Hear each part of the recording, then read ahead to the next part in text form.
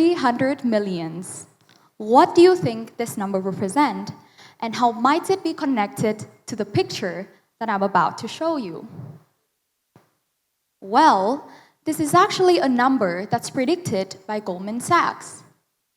As many as 300 million full-time jobs can be automated by AI in some ways by 2030. What if this is the case that happens to you or some of your loved one in the future, being replaced by AI? Every day, we see news and headlines acting as reminders that AI is developing rapidly and can start replacing humans in many fields.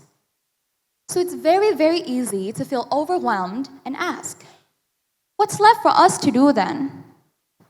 This reaction, framing AI as a negative tool, is deeply rooted in fear. Fear that technology is taking over. Fear that there will be no need for human creativity or effort in the future. But actually, if we take a step back, we realize that this fear is not new. This is the fear that humanity has faced every time we've encountered a groundbreaking change. And so what if? The answer to our solution isn't about competing with AI, but about using its existence to push ourselves to think bigger, to try harder, and to improve consistently. Because in my opinion, AI isn't just a tool or a helper, a collaborator, like people often say. It is a catalyst, a force driving us to reimagine how we approach learning and education throughout our lives. My name is Linh, a junior from Delta Global School, and today I'd like to share my perspective on how AI can act as a factor to push us to embrace lifelong learning and how it can help us unlock our potential in ways we never thought possible. Back in 2022, when ChatGPT first came out, it sparked a very big discussion in my school. My teachers, my friends, and I alike, we all had the same question. How much will these tools impact our learning? How much will it interfere with us?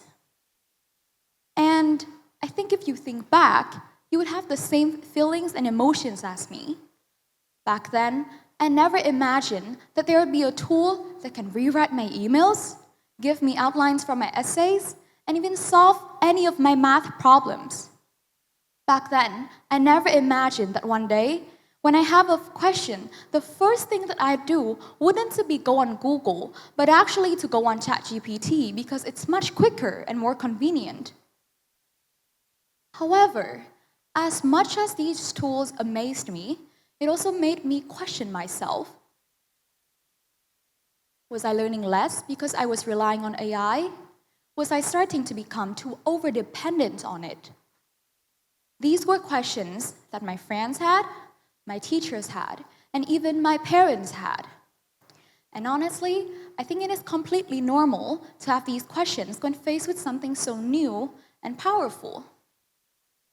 But over time, I realized something very, very important.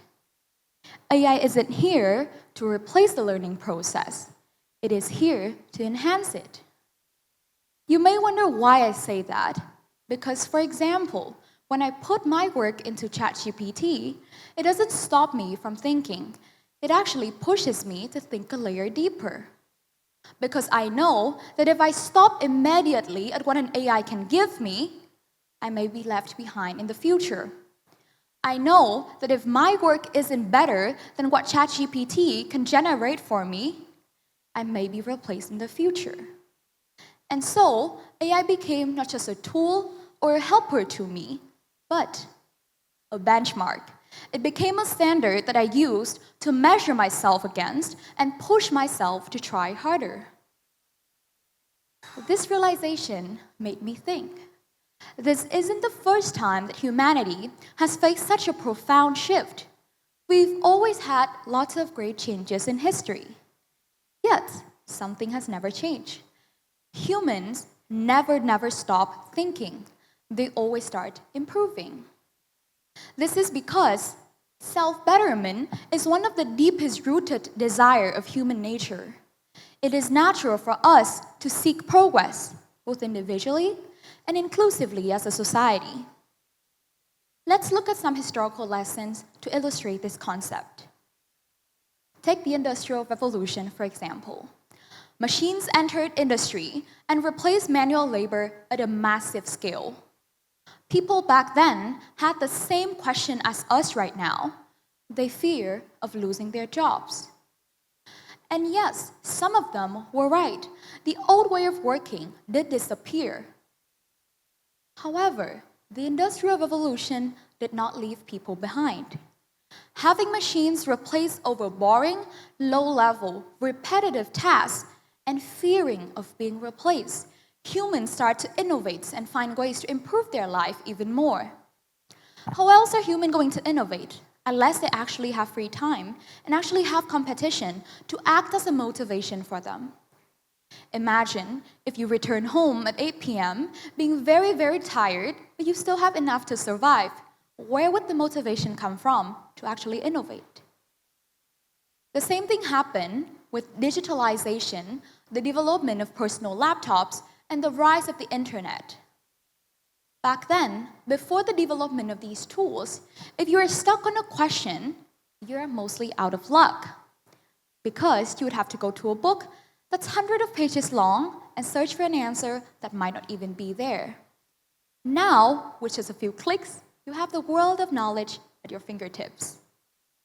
Critics say that this would make people lazy, that people would stop thinking, stop memorizing because everything can be searched up. Yet, we observe the opposite trend happened. The internet taught us on how to be resourceful, how to filter information, and how to answer questions we didn't even know we had. All of these historical lessons taught us one thing.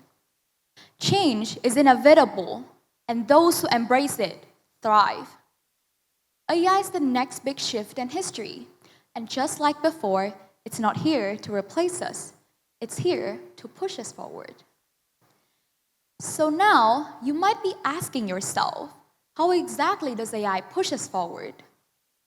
For me, I like to think of this concept as a concept I'm sure we are all familiar with, peer pressure.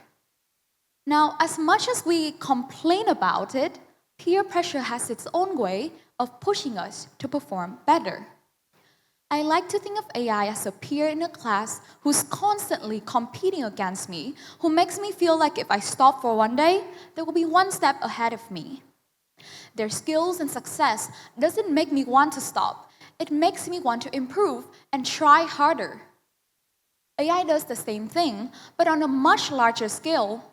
When it replaces over boring and low-level tasks, it forces us to focus on what truly matters: creativity, problem solving, critical thinking, skills that humans have, but AI can never fully replicate.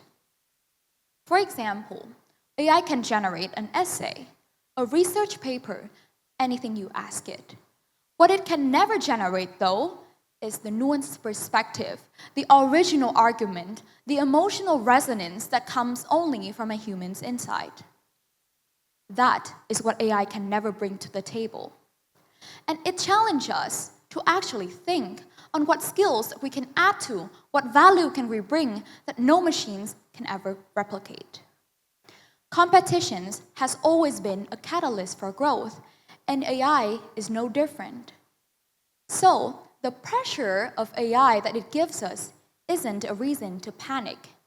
It's a reason to evolve. AI challenges us to answer uncomfortable but essential and necessary questions. What skills are uniquely human? How can we combine human creativity and the precision of AI so it can serve us? What are ways that humans can add value that no machines can ever replicate?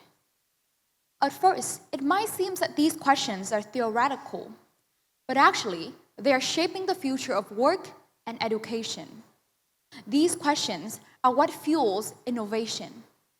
These questions are what is going to define our future and define how the education system and the job market are moving toward.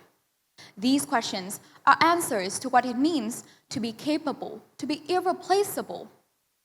Because in this world, it is never enough to master one skills and rely on it for the rest of the future anymore. The world is changing too fast for that. And so, in my opinion, I think you've realized by this time, AI isn't a threat. It's actually a gift. And the question that you should ask yourself right now isn't, what will AI take away? But actually, how can we use AI to help us embrace lifelong learning and innovate better? And by this time, I hope that you have an answer for yourself and can proudly say to ChatGPT or any AI tools that you met, "Dear AI, it is not you who decide. It is we, human, who are deciding." Thank you for listening.